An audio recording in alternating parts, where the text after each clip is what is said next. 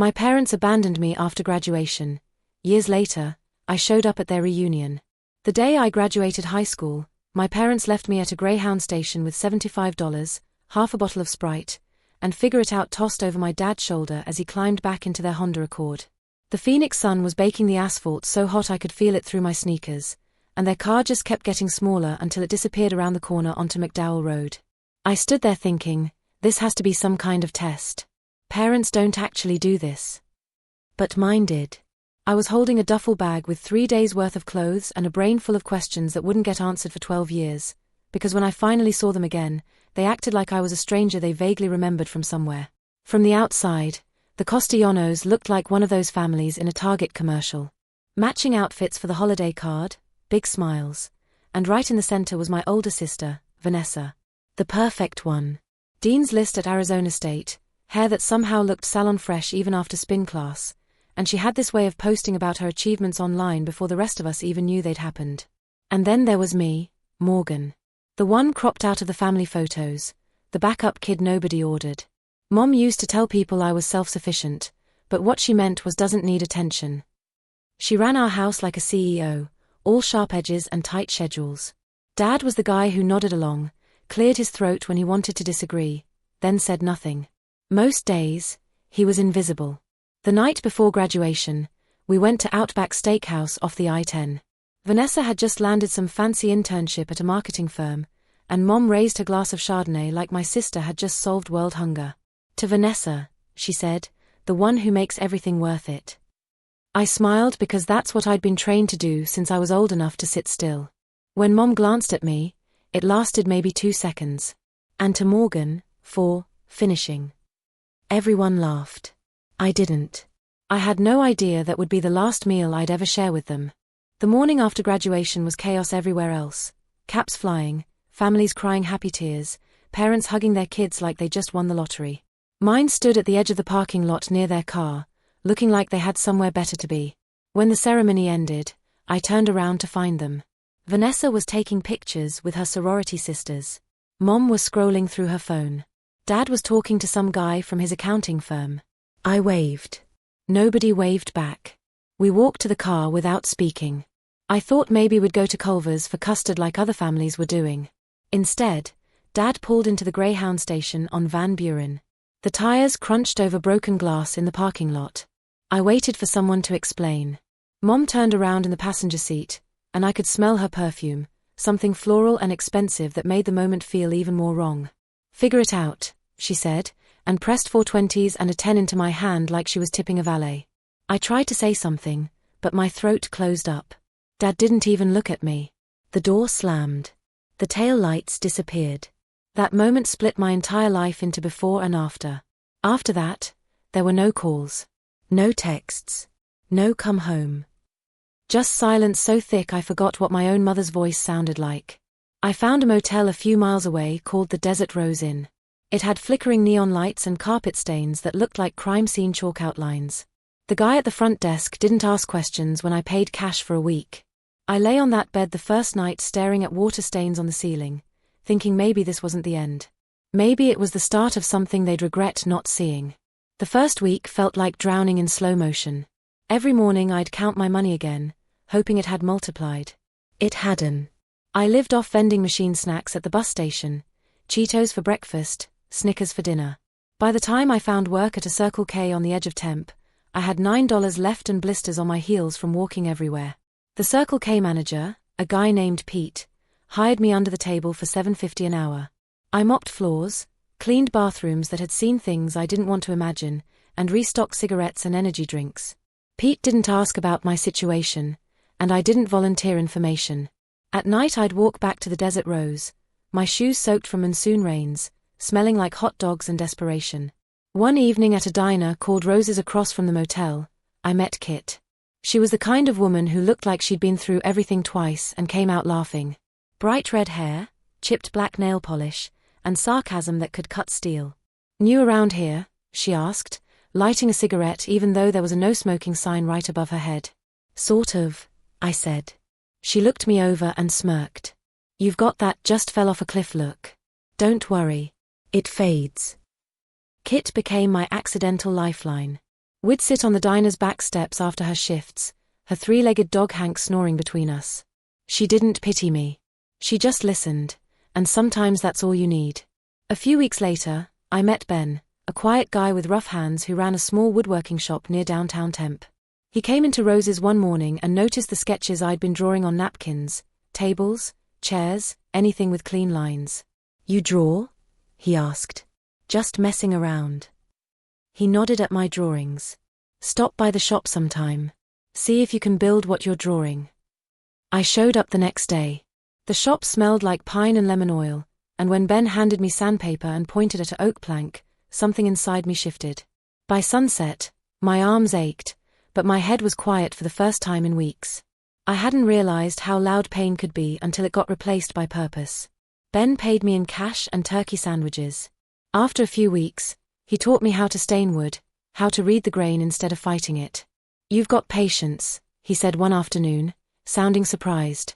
I laughed it off, but later in the motel bathroom, I cried. It was the first kind thing an adult had said to me in forever. Work became my rhythm.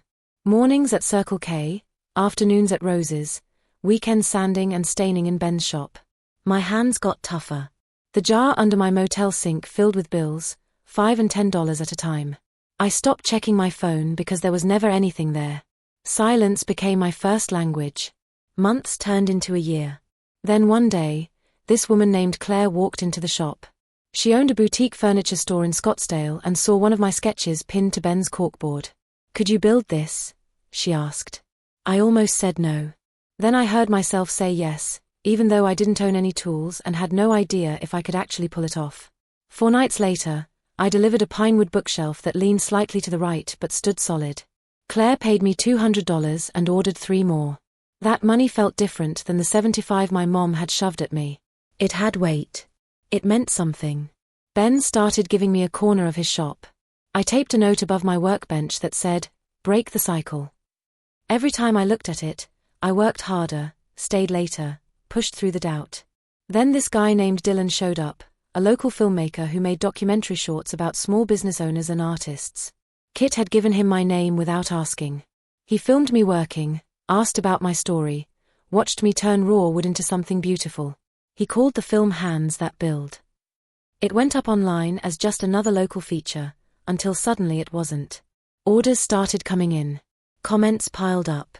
Strangers were seeing me, really seeing me, for the first time in my life.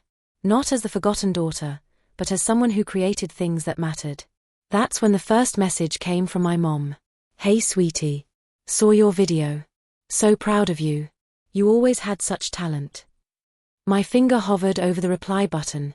Then I closed the app. Proud. The word felt stolen, like she'd pulled it from someone else's vocabulary. 2 days later, Dad emailed. "Family reunion next month. Would be great to see you. Dad." Attached to the email was a flyer with cartoon people holding hands. The Castellano family, stronger together. I laughed so hard I almost choked. Stronger together. They dumped me at a bus station like I was trash they forgot to take out. I printed the flyer and stuck it on my mini-fridge next to a photo of Hank. Kit saw it when she came over with coffee one morning. "You going?" she asked. "Haven't decided." She leaned back, studying me. "You're not thinking about showing up all humble and forgiving, are you?" "Maybe." "Liar." She grinned. "Show up like the plot twist they didn't see coming." That night I stared at the flyer. For the first time since that bus station, I didn't feel small. I felt ready. Dylan stopped by a few days later. "If you go," he said, "don't go to prove anything. Go to show them what they missed." I smiled. Quiet power. Exactly. The next morning, I stood in front of the mirror in my motel room. I'd moved to a better place by then, a small apartment near the shop, but I still remembered every crack in that desert rose ceiling. I looked at myself, hair pulled back, white button-down pressed, dark jeans that actually fit. I whispered to my reflection, "Figure it out." This time, it wasn't a curse. It was a victory lap. 12 years after that bus station, I rolled up to Encanto Park in Phoenix where they were holding the reunion. The driver I'd hired for the day pulled up in a black Lincoln Town car, not quite a limo, but close enough. The banner hanging between two trees read the Castellano family, stronger together. Stronger for who? I thought. The driver opened my door. Sunlight hit the chrome trim, and I watched every head in the park turn. Conversations stopped mid-sentence. Kids with melting popsicles froze. Then I stepped out. White linen blazer. Brown leather bag. Hair down, sunglasses on. The silence spread like someone had hit mute on the whole world. For a solid 10 seconds, none of them knew who I was. Then Mom's hand flew to her chest. Dad's red Solo cup tipped, dumping fruit punch down his khakis. Vanessa, still perfect, still polished, said my name like a question she didn't want answered. Morgan. I smiled slow. Hey, strangers. It was like lighting a match in a dry field. Whispers caught fire. That's her. Morgan. The one from that woodworking video. I could see it click in their heads. The girl they forgot was now the woman strangers admired. Mom moved first, her wedges sinking into the grass. You look different. I said. I grew up. She forced out a laugh that sounded like stepping on broken glass. We're just so proud of you. Everyone's been talking about your success. I raised my bottle of water, glad to give them something new to talk about. Dad shuffled over, trying to look fatherly. Didn't expect you to actually show up, kiddo. I didn't expect the bus station, I said evenly. His face went pale. Mom's smile cracked. The words just hung there, heavy and sharp. Vanessa swooped in, smooth as ever. You didn't have to make it dramatic. I didn't, I said. This is just who I am now. Her jaw tightened. They never meant to hurt you. I know, I said. They just didn't care if they did. That shut her up. Around us, relatives started circling like vultures. We always knew you'd make it, Uncle Frank said, slapping my shoulder like he'd coached me personally. Guess we raised you tough, Aunt Linda added. I smiled without agreeing. Funny how memory works, I said quietly. Forgets who walked away first. People started pulling out phones, taking pictures. My story was suddenly their trophy. The same family who left me with $75 now wanted to pose like they'd carried me here. I set my water down slowly. You know what's poetic? I said. Leaving someone at a bus station and watching them arrive in a town car. Nobody spoke. Even the birds went quiet. Mom reached out like she might touch my arm. Morgan, please. We just wanted to reconnect. Reconnect. I repeated. Like a charger you forgot you had. She flinched. I stepped closer, my voice soft but unshakable. You left me there with $75 and a bottle of Sprite. You said figure it out like it was mercy. But luck had nothing to do with what I built. Dad tried to smile, but it wobbled. Well, look how great you turned out. Maybe we did something right. No, I said. You just stopped doing anything at all. The wind shifted. Everyone felt it. The performance was over. I didn't need to scream or cry. I just needed them to see the confidence, the steady hands, the woman they couldn't claim or fake. I'd spent years sanding down every splinter they left in me until all that remained was strength. I picked up my bag. I should go. I've got a client meeting in the morning. Mom blinked. You're leaving already? I nodded. You didn't recognize me when I arrived. Figured I'd return the favor. A gasp rippled through the crowd. Vanessa's face went red. Dad looked at his shoes. Mom's eyes filled with tears, regret or embarrassment. I couldn't tell and didn't care. I walked toward the car. Behind me, the whispers started again, half pity, half gossip. I didn't look back. The driver opened the door. As I slid inside, I saw Hank's bandana, Kit's gift, peeking from my bag. It made me smile. Through the tinted window, I watched Mom touch Dad's arm, whisper something. They both looked smaller now, blurred by glass and distance. The car rolled forward, engine purring. The park shrank away, voices fading to nothing. My phone buzzed. Dylan's text, how'd it go? I typed back, they finally looked at me. Then added, and I didn't need to look back. Outside, Arizona sunlight spilled across the highway. For the first time in 12 years, the silence around me didn't feel empty. It felt earned. When I got back to the shop, sawdust smell wrapped around me like coming home. Ben was sanding a tabletop. Kit was feeding Hank scraps from a Rose's takeout bag.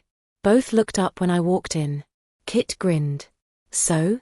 Did they spontaneously combust? I laughed, shaking my head. No. Just melted a little. Ben chuckled, wiping his hands on his apron. That's the thing about rot. Looks solid on the outside till you cut into it. I went to my workbench. The note above it, "Break the cycle," was still taped there, edges curled from heat and time. I pulled out a fresh piece of paper and wrote beneath it, "Done." Dylan showed up that evening, camera bag over his shoulder. He didn't ask for details. Just set a coffee beside me and said, "Piece looks good on you." I smiled. Turns out it's my size. Outside, the sky dimmed to gold. The tools gleamed under the shop lights, steady and patient, waiting for whatever came next. I stood in the open bay door, watching the last light catch the sawdust in the air like glitter. Behind me were workbenches and shelves and chairs, everything built by my own hands. I thought about that bus station, about $75 and a duffel bag, and I smiled. They didn't recognize me. And that was exactly the point. If you've ever had to build yourself from nothing, you're not alone. Keep building your story, one piece at a time.